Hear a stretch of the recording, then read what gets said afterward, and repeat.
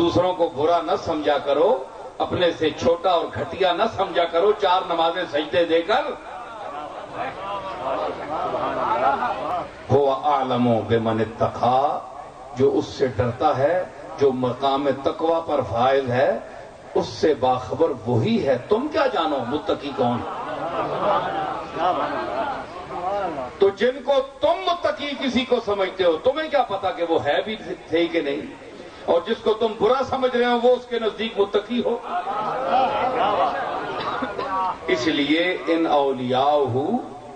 الا المتقون، تو تقوی کا پہچاننے والا، مقام اتقاء کو سمجھنے والا، اس کے لیے یہ ظاہری علم اور آنکھ نہیں کام آتی۔ اس کے لیے وہی مقام اس کو سمجھ سکتا ہے جو خود اس مقام کا حامل ہو، جو خود اس مقام پر فائز ہو، جو خود تقوی کے مقام پر فائز ہو۔ میں ایک جملہ کہہ رہا ہوں، حضرات ہاتھ اٹھائیں، قرآن مجید پر ایمان ہے کہ نہیں؟ ہے نا؟ قرآن شروع کہاں سے ہوا؟ بولیں بسم اللہ۔ بے سے شروع ہوا، ختم کہاں ہوا؟ سین پر۔ والناس الذی یوسوس فی صدور الناس من الجنۃ، سین پر ختم ہوا، بے سے شروع ہوا، دونوں کو ملائے کیا ملا بنا؟ بس قرآن بس ختم ہو گیا، اتنا ہی ہے، اس کے اندر ہی ہے قرآن کا۔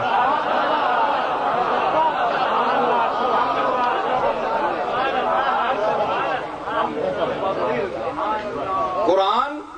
بس بے سے شروع ہوا، سین پر ختم ہوا، والناس دونوں کو ملاؤ بس،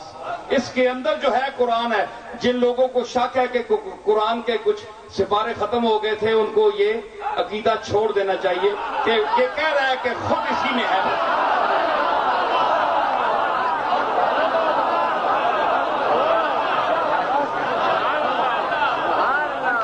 قرآن یہی ہے، قرآن خود اس کے لفظ کہہ رہے ہیں۔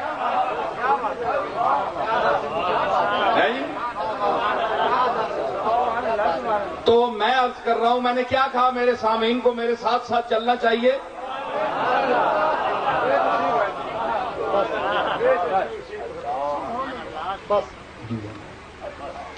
تو کیا میں کہہ رہا تھا کہ جو خود اس مقام پر تقوی پر فائز ہو وہ جانے گا کہ یہ متقی ہے۔ جو عالم ہوگا وہ عالم کی قدر جانے گا، جو شاعر ہوگا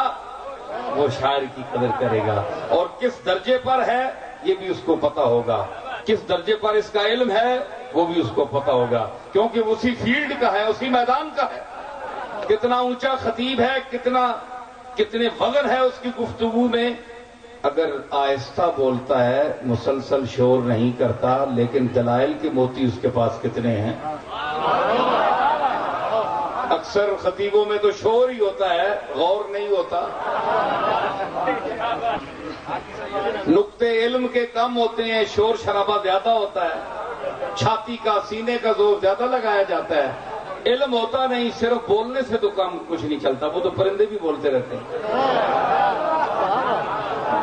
جانور بھی بولتے رہتے ہیں جی۔ ہاں مجھیاں نہیں کرتا کہ کوری کرنے، یہ بھی بولتے ہیں، اپنی زبان ہے ان کو بھی حق حاصل ہے۔ تو صرف آواز نکالنا خطابت نہیں ہے، خطابت آواز اس کی کم بے شک ہو، لیکن دل سے آوازیں نکل جائیں۔ ہاں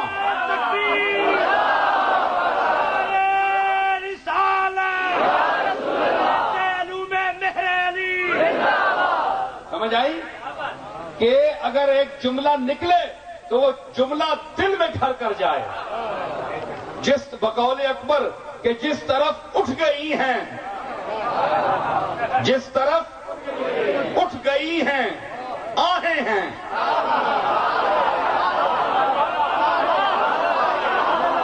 جس طرف اٹھ گئی ہیں آہیں ہیں، چشم بددور کیا نگاہیں ہیں۔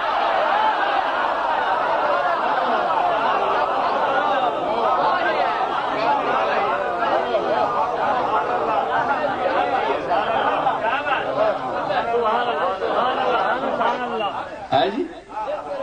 جس طرف اٹھ گئی ہیں آہیں ہیں آواں بہ گئی ایک طرف چشمے بدور کیا نگاہیں تکنے تے اسی دیاں لیکن یوسف تک کیا جس ویلے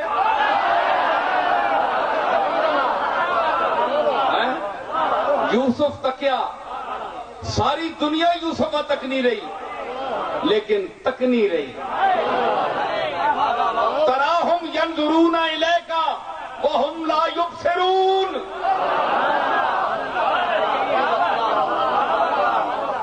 تین مرتبے ہیں رویت نظر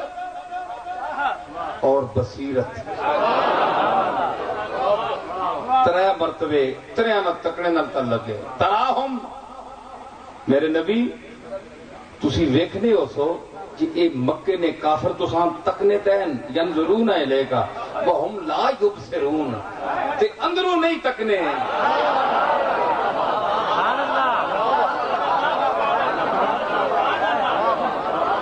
اے جس طرح ڈنگر نہیں ہڈیاں ہڈیاں مجھیاں آنے کٹ کے تکنیاں ہونیاں بندے دا کدے کوئی ڈنگر جس رکھے کدے متاثر ہے بھائی اج میں بڑی مجھ غور نال تکنی پئی انہاں پتہ ڈنگر مال ہے آنا اللہ بڑا چاہ دیتا اندر دیتا کوئی نہیں دماغ ایک یہ سمجھی وڈا کون پیا پانا ہے کار کس نے حسین نے یا حسین نے دشمن نے ایسا کیا پتا ہے اس منڈا کھانا ہے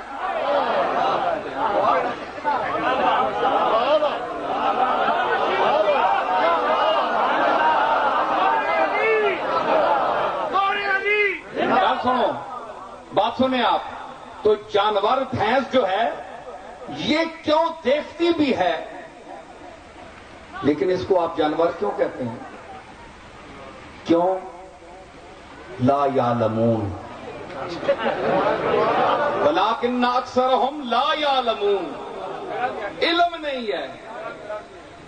علم نہیں ہے سمجھ نہیں ہے یہ گھر کس کا ہے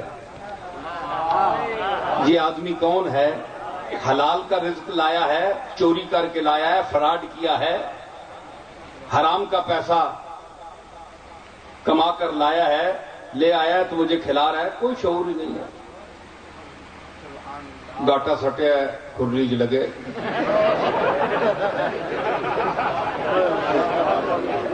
اور کئی آج کل محققین ہونے نا بڑے فکر تے غور کرنے تے وضع قطع بنانے نا اپنی بڑے ایسی مفکر ہاں تے ذرا ٹور بن گئی ہے جس طرح علامہ اقبال تے بڑا مفکر اور صاحب علم انسان ہے نا اس نے ریس کرنے نا وہ جسے علامہ صاحب اینج بیٹھے ہونے نا ذرا سوچ رہے ہونے وہ تو اتنا بڑا مفکر اور صاحب علم آدمی ہے تو اب اس کی نقل اتارنے سے تو کام نہیں چلتا نا مرزا بے دل کہتا ہے کہ صرف گردن خم کرنے سے انسان مفکر نہیں بن سکتا اس نے مصرع کہا کہ گردن خر سر تحقیق باخر دارد کھوتیاں تکو تے گاٹا اس کھرلی 24 گھنٹے سٹیا ہونا ہے تے تسی کیا آخسو محقق صاحب کھلتے کھرلی چو ڈنگر منہ باہر نہیں کٹنا پھر سٹیا ہونا تے تسی اسا محقق سمجھ کے سو خالی گاٹا تلے سٹنے نال محقق نہیں بننا